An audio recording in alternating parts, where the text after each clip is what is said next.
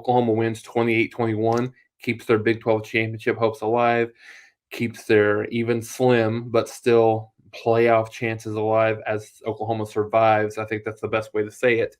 A 28-21 victory over Iowa State. Oklahoma was good at times, and then at times was kind of the same team that we've seen over and over again all year. But I think the key thing, especially right now, this time of the year, is find a way to win and then move on. Oklahoma moves to 10-1. We'll face Oklahoma State next week, and just a gigantic bedlam game, one of the biggest ones that we've seen in quite some time. But we'll certainly get to that as the um, as this podcast unfolds, and then just as the rest of the week unfolds. But just kind of a quick synopsis of my thoughts. Kind of watching the game from beginning to end. I'll start from a positive. Kennedy Brooks was good. Again today, over 100 yards. I believe he surpassed the 3,000 yard mark for his career. Only the 11th running back ever in the history of Oklahoma football to um, to to surpass that 3,000 yard mark for his career. So even though he didn't really get a ton of carries, 17 carries for 115 yards, and the touchdown. So I think so he was good, and I think the other bright spot for Oklahoma was the defensive line. Defensive line played probably their best game of the year. 7 sacks, 11 tackles for loss. Forced 3 turnovers in the game. So played really well defensively, particularly up front.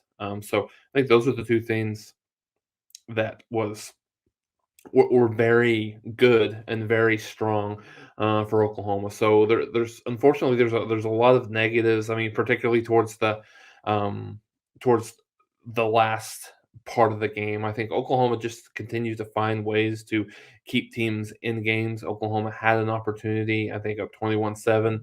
Iowa State turns the ball over, and then Caleb Williams turns it right back over, and then ends up being a game, a close game, really a closer game than it really needed to be.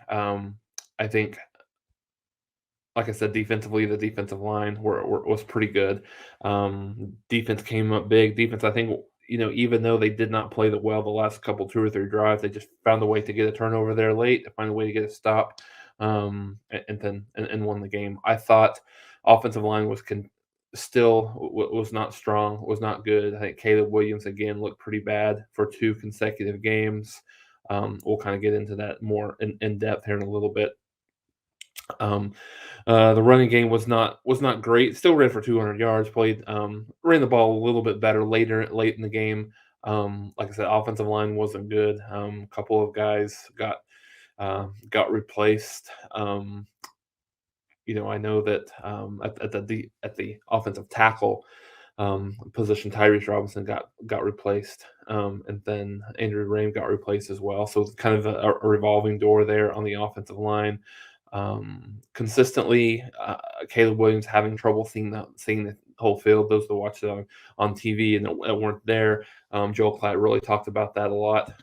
Just his inability to see the field throughout the game. I mean, there were some times where the receivers weren't getting separation, weren't getting open, but there was a lot of times where the receivers were open and Caleb Williams just wasn't seeing the field just as well as he really needs to. So I think it'll be interesting. I mean, coming in next week,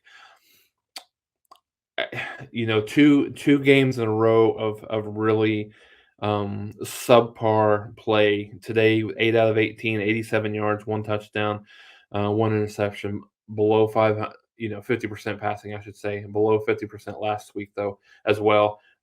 So interesting to see what Lincoln Riley will do going into this game against Oklahoma State, which is clearly the best defense that Oklahoma will have played all year.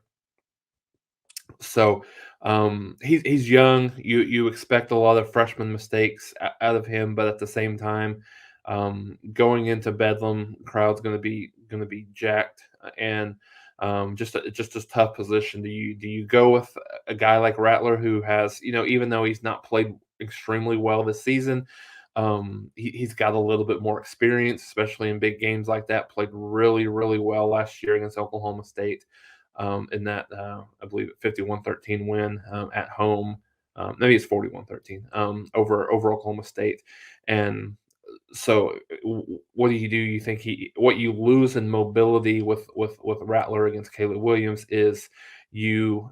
I think you have more downfield presence. I think you have the ability to stretch the field a lot more. So I think that'll be interesting to talk about and to think about as. Certainly want to get your thoughts on what you guys, not necessarily calling anybody out from a negative perspective, just really from a strategic perspective, what gives Oklahoma the best chance to win.